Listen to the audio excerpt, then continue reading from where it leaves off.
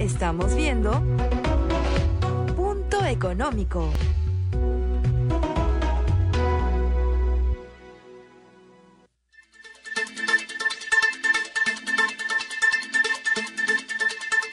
Bienvenidos de vuelta a Punto Económico y ahora estamos con el señor José Nava. Él es jefe de cobranzas coactivas de la SUNAT y vamos a hablar sobre el remate que ya está a puertas. Y para eso justamente nos va a explicar inclusive qué cosas hay para qué productos se van a rematar. ¿Qué tal? Buenas noches, ¿cómo está? Buenas noches. Sí, bueno, la Administración Tributaria en esta oportunidad está realizando su octavo remate del año. Estamos rematando bienes muebles y bienes inmuebles. Estamos rematando también vehículos. Estamos rematando todo tipo de bienes muebles. Y en el caso de los inmuebles, quería comentarles que tenemos departamentos, estacionamientos, depósitos, tiendas comerciales y también un centro recreacional, ¿no? ¿En dónde está concentrada los inmuebles que están rematando? Bueno, estamos rematando en diversos distritos. Por ejemplo, tenemos en San Isidro, en la avenida 2 de Mayo, tenemos un departamento. Tenemos también un departamento dúplex en San Luis. ¿Nos puedes dar los valores referenciales? Claro, por ejemplo, el de San Isidro tiene un valor de tasación de alrededor de 800.000 soles. En el caso de Surco tenemos departamentos... Pero debe ser bastante... Bueno, estamos hablando que justamente el valor promedio de un departamento de San Isidro es poco más de $500,000. Estamos hablando acá de aproximadamente $300,000 aproximadamente, ¿no? Ahora, es verdad también que hay que hacer mención de que cuando uno saca un bien a remate, al momento de rematar son 2/3 del valor de tasación, ¿no? O sea, eso significa que con relación al valor de mercado es un 30% menos, ¿no? Alrededor del 66.7% es el... Así es. Ahora, el tema de los remates, en realidad, bueno, lo ideal es que la gente no llegue hasta una etapa de remate y luego, al final, me gustaría que nos expliques un poco qué es lo que hay que cuidar para evitar justamente entrar en este esquema. Pero el esquema de los remates en sí tienen la particularidad justamente de eso, ¿no? De que el valor de tasación es como 100 y tiene la posibilidad en el primer remate bajar este porcentaje, con lo cual es una alternativa interesante para que la gente pueda entrar, ver qué cosa hay y comprar a un precio 30% menor que el valor que le dio un tasador a este tipo de bienes. ¿Cuáles son, digamos, cómo la gente se puede enterar de lo que hay en oferta para, digamos, el remate de la SUNAT? Sí, nosotros justamente, más allá de la publicidad legal que se hace en el Diario Oficial del Peruano, tenemos la página web www.sunat.gov.pe. A través de ese link hay un link de remates en el cual podemos visualizar de manera detallada cada bien, cada inmueble, incluso con fotos, y en ese link también podemos ver de manera detallada la descripción del bien, el metraje, el precio base, quién es el material y todas las características necesarias como para que las personas puedan interesarse, visitarlos y además apersonarse al remate ya con mucha información, ¿no? Ahora, en el caso de inmuebles hay un tema ahí, ¿no? No necesariamente están desocupados los inmuebles también, o sea que tienen que saber, si uno de los consejos que en todo caso es importante tener en cuenta es que hay que ver la partida electrónica, porque entiendo que sale la partida electrónica dentro de la información de la web, ¿no? De los inmuebles. Así es. Uno de los, digamos, de los requisitos legales es que cuando uno va a adquirir un bien inmueble, tiene que publicarse además todos los gravámenes que existen con relación a ese inmueble. De hecho, este remate llega por un embargo de forma de inscripción de SUNAT como acreedor. Y así como SUNAT pueden aparecer otras inscripciones u otros acreedores que también están registrados en esa partida a registrar y que también se muestra en la web o en el Diario Oficial Peruano, ¿no? Entonces, quien compra, lo primero que tendría que hacer, si es que quiere un inmueble o si quiere un vehículo, es verificar la partida electrónica dentro de registros públicos para ver, digamos, todas las cargas. Igual lo puede reflejar la web, pero, digamos, ahí hay bastante información importante, relevante sobre ese tipo de bienes, ¿no? Hay que mencionar algo sobre ese tema, ¿no? Si bien es cierto, digamos, el inmueble de Surco que se va a rematar, que puede tener 5 hipotecas y un embargo de SUNAT, el que lo adquiere, digamos, en el momento del remate, pero él lo va a inscribir totalmente libre. Es decir, la Administración Tributaria, cuando adjudica, va a levantar todos los gravámenes y quien lo adquiere totalmente limpio, ¿no? Entonces, el tema de los gravámenes es un tema básicamente referencial, ¿no? Ahora, eso, digamos, es importante también porque a veces no solamente tiene gravámenes, sino tiene otro tipo de cargas, que es importante saber. Y a veces la gente no lo toma en cuenta. Por ejemplo, entiendo que a veces han existido compras de inmuebles donde había, por ejemplo, algún tema de que el Instituto Nacional de Cultura digamos, lo tenía como una zona monumental y no podías hacer mucho ahí en realidad, ¿no? Entonces es importante saber, o por ejemplo cargas técnicas, como que construiste 2 o 3 metros, digamos, más allá de lo que debiste construir y por lo tanto hay una carga técnica que eventualmente sí importaría a alguien que quiere hacer, que sea un edificio sobre ese inmueble, ¿no? Entonces es importante en todo caso saber algunas particularidades de ese inmueble fuera de las cargas, de los gravámenes, me imagino, ¿no? Sí, bueno, con relación a los temas que mencionas, son bastante especializados, por así decirlo. Sin embargo, los bienes que nosotros ofrecemos en estos remates públicos del Estado, departamentos, tiendas o lo que fuere, nosotros hacemos un debido análisis de las partidas registrales y en estos casos no van a existir esos supuestos por los cuales de repente existe algún impedimento para ocupar o los casos que mencionan que se tratarían pues bienes de dominio público que de repente no se pueden ocupar en absoluto, ¿no? Estos son bienes totalmente limpios, por así decirlo, con relación a esos aspectos y básicamente son los temas de gravamen en los que hay que verificar, pero solamente de manera referencial, ¿no? De acuerdo. Ahora, fuera de los inmuebles, ¿qué otras cosas están saliendo remate? Bueno, fuera de los inmuebles tenemos vehículos, tenemos camionetas, tenemos automóviles, tenemos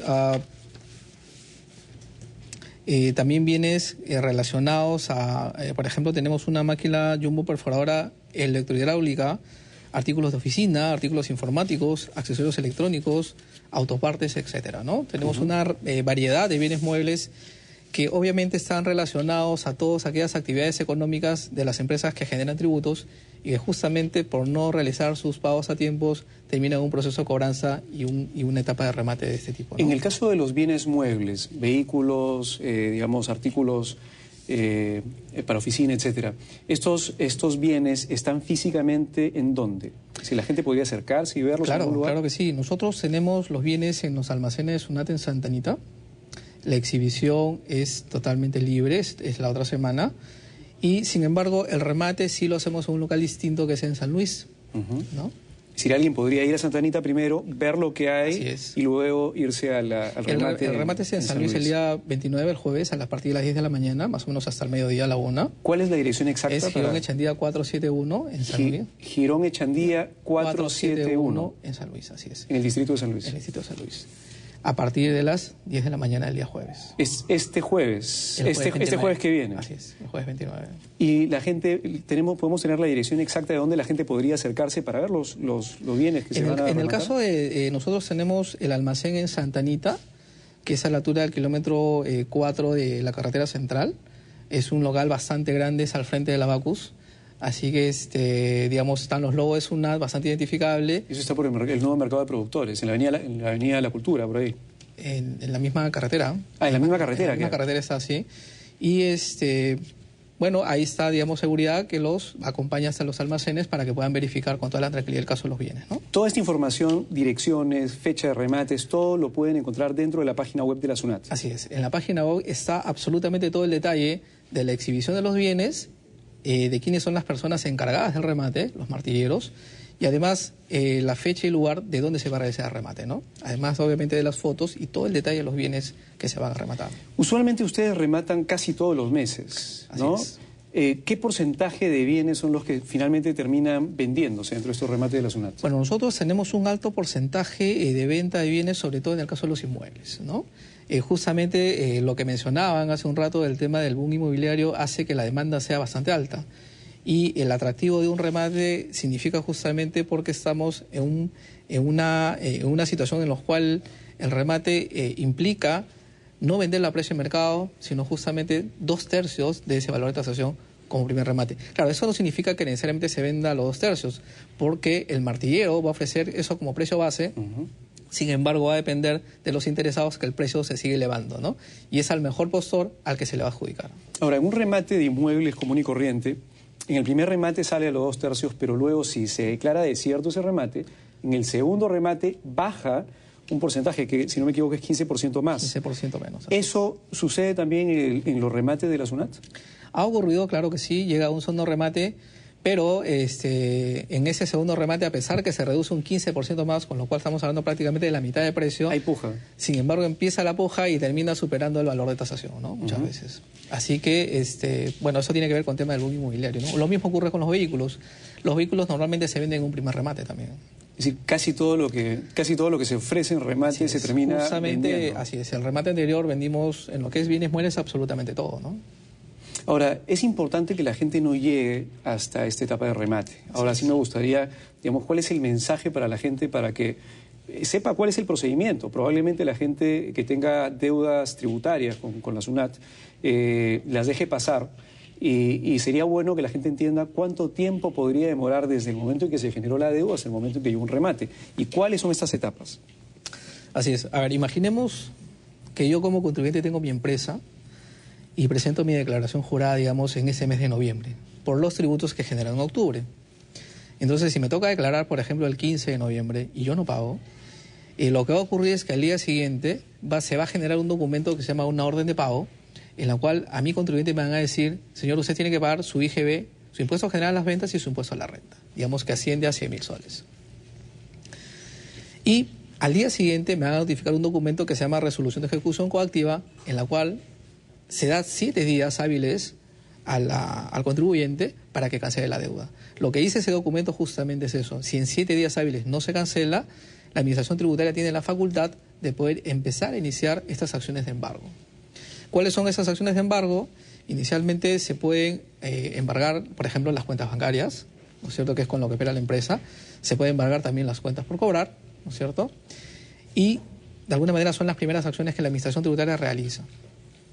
Si a pesar de eso la empresa, digamos, no cancela la deuda, la Administración Tributaria también tiene la facultad de poder embargar los bienes muebles, por ejemplo, que tiene la empresa. Su mercadería, ¿no es cierto?, poder retirarlas y también llegar a esta etapa de remate. Pero pero eso no es automático, es decir, pasa un tiempo que entiendo que son varios meses, ¿no? Digamos que en esta primera etapa que estamos hablando de estas medidas en las cuentas bancarias o las cuentas por cobrar, digamos que estamos hablando dentro de los primeros 30 días. Si en esos 30 días la empresa no regulariza el pago, no lo cancela, o de repente también tiene la posibilidad, en caso que no tenga la liquidez suficiente, de acogerse a un fraccionamiento tributario por ese periodo, la Administración Tributaria lo que va a hacer es programar estas acciones posteriores, que ya son básicamente el acercamiento a la empresa, de manera presencial. Y obviamente con la idea de que se pueda acercar la empresa a poder regularizar y cancelar la deuda. Porque para el Estado también es costoso ir y, digamos, retirar los bienes. Si a pesar de eso, digamos, hay negativa de la empresa de querer cancelar, la Administración lo que va a hacer es programar un embargo con relación a sus bienes muebles. Ahora, para que la gente tenga más o menos una idea, desde el momento en que estas personas que son deudores tributarios, que están entrando a remate, iniciaron o se inició el derecho de la SUNAT de cobro de la deuda hasta el momento en que se está rematando en promedio, ¿cuánto tiempo ha pasado? Para darnos una idea. El promedio más o menos de plazo entre que se inicia este proceso de cobranza hasta llegar a una etapa de remate puede estar entre 3 y 6 meses. De acuerdo, entonces ese es más o menos el tiempo promedio. Es bueno que la gente lo sepa porque finalmente la gente tiene que estar preparada y pagar las deudas que tiene que pagarse. Muchas gracias por venir a explicarnos estos temas y vamos ahora con la franja electoral y luego regresamos con más en Punto Económico.